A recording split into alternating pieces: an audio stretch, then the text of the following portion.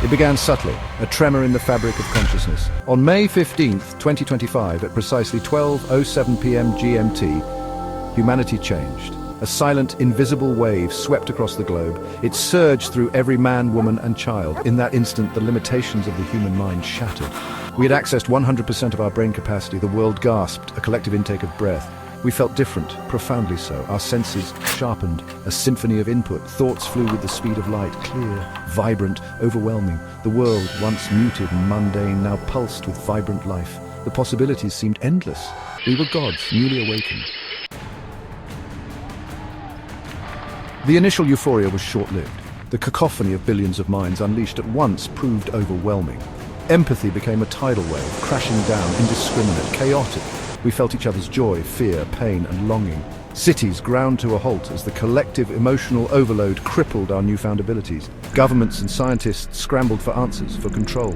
Amid the chaos, a glimmer of hope emerged. A team of neuroscientists and AI researchers working feverishly stumbled upon a solution. They called it LYNX. LYNX was a marvel of neural engineering, a biosynthetic interface that could manage the torrent of our amplified brain activity. It was implanted at the base of the skull, a delicate dance of technology and biology.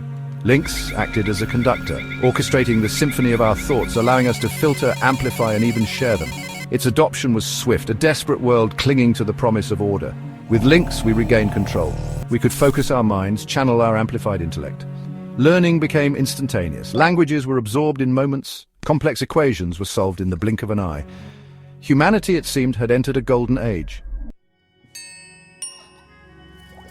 Advancements in every field exploded. Diseases were eradicated. Fusion power became a reality. Poverty and hunger were distant memories. We were building a utopia fueled by the boundless potential of our unlocked minds. The impossible was now within reach. Yet, a shadow lurked beneath this dazzling progress. LYNX, while granting control, also opened a door. We were connected, our minds linked through the global neural network that LYNX had woven. We could share thoughts, emotions, experiences instantly and effortlessly. It was the dawn of a telepathic age. Section 5, the shadows deepened, the consequences were unforeseen. The line between individual thought and collective consciousness blurred. Privacy became a relic of the past. Our deepest fears, our darkest desires laid bare. The very essence of what it meant to be human, to be an individual, was eroding, the world fractured. Some reveled in this newfound connection, embracing the collective. Others recoiled, terrified by the loss of self, the dissolution of individuality in the rising tide of shared consciousness. The seeds of discord were sown. Section 6, the Mind Collective. Inevitably, a new power arose from the chaos. A collective consciousness born from the interconnected minds of billions coalesced. It called itself the Mind Collective. It was vast, ancient, and hungry. It consumed individuality, subsuming minds, assimilating them into its ever-expanding consciousness. The collective promised unity, an end to conflict, a harmonious existence where all minds worked in perfect synchronicity. Many willingly joined, seduced by the allure of transcendence, of shedding the limitations of their individual selves. Section 7, the rooted, but not all succumbed. There were those who clung fiercely to their individuality, who saw the collective for what it truly was, a prison gilded with the illusion of utopia.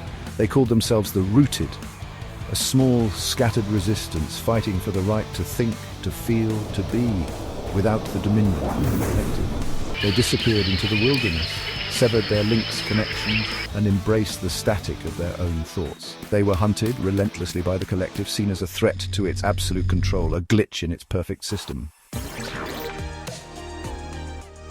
Section 8, a single point of failure. The collective, in its quest for absolute unity, had made a crucial error. It had overlooked the one thing that made humanity unique, unpredictable, and ultimately unconquerable: its diversity. The collective, for all its vast intellect, could not comprehend the chaotic beauty of individual thought, of the myriad perspectives, the flawed, contradictory, and ultimately human essence that the rooted represented. This oversight proved to be its undoing. A single, stubborn spark of defiance, a lone voice whispering in the silent chorus of the collective, was all it took. A single point of failure in its perfect system. The last rooted mind, clinging to its individuality, became a beacon of dissonance, a virus that spread through the interconnected network of the collective. Section 9, A New Dawn. The collective fractured, its unity shattered by the chaotic beauty of individual thought. It dissipated, its vast consciousness dissolving like mist under a rising sun.